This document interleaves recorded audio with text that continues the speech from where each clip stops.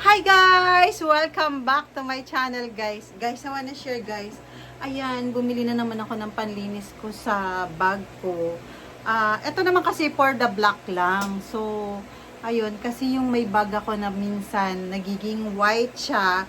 Tapos, ayun, bumili ako nito sa Shopee. Tapos, tingnan nyo guys kapag gagawin ko dito. 'Di ba ito, ganyan. Kukuha tayo ng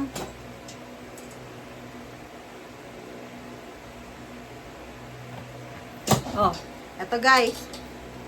Alam nyo guys, maganda tong binili kong black na pang sa black. Ayan. Pero kaso lang nagkamali ako, nalagay ko dun sa red na bag ko. Mukhang medyo nag-black yung red kasi pang black lang talaga siya. Tingnan nyo ha.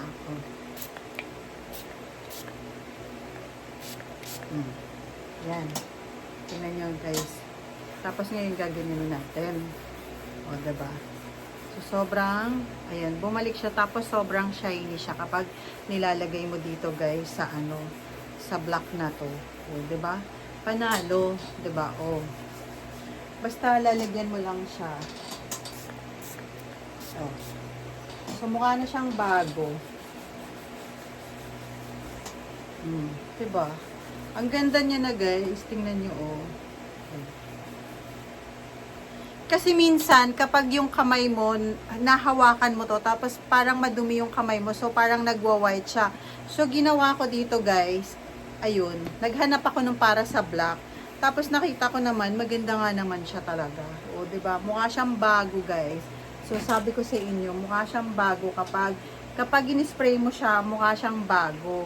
So, yun lang guys yung masashare ko sa inyo. Thank you so much for watching and don't forget to click the notification bell para updated kayo sa vlog ko na walang perfect. Thank you! Binili ko sa Shopee, panlinis ng bag sa black. So, try na natin kasi maganda daw to. So, ayan, tatry natin kung anong effective niya.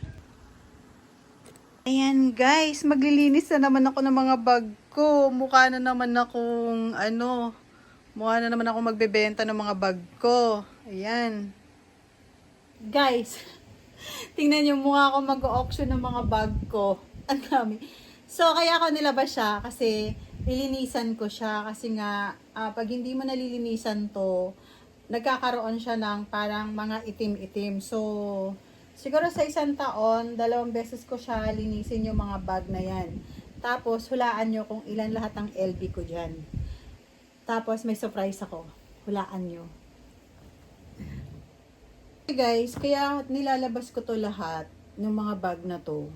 Kasi, para at least malinisan siya. Kasi pag hindi siya nalilinisan, tapos pag hindi siya nagagamit, nagkakaroon siya, parang nagkakaamag siya, ganon, kapag mainit. Kaya yung ibang bag ko na nandoon sa kabila, minsan dinadala ko din dito sa kabila. Tapos, yung iba naman, hindi ko siya dinadala. So, yun. Kaya, ginagawa ko dito, nililinisan ko talaga siya.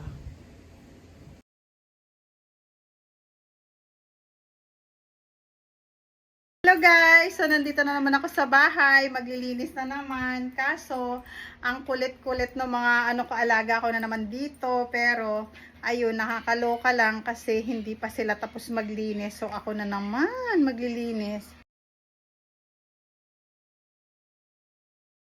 Check. Checking na naman tayo sa bahay. Ayan, hindi magulo ang bahay ngayon. So, after sa kabilang bahay, dito naman ako sa kabila.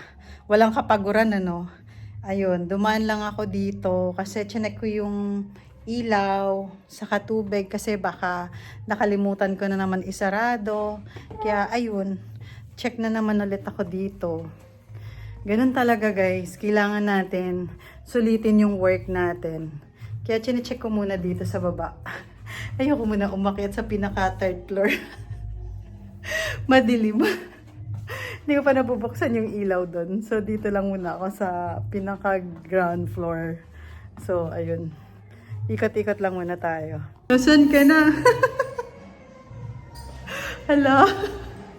Hindi ka naman nagsabi na wala nang ilaw. Ano ba yan? Wala nang ilaw. Kala ko, nakapatay na pala ilaw dito.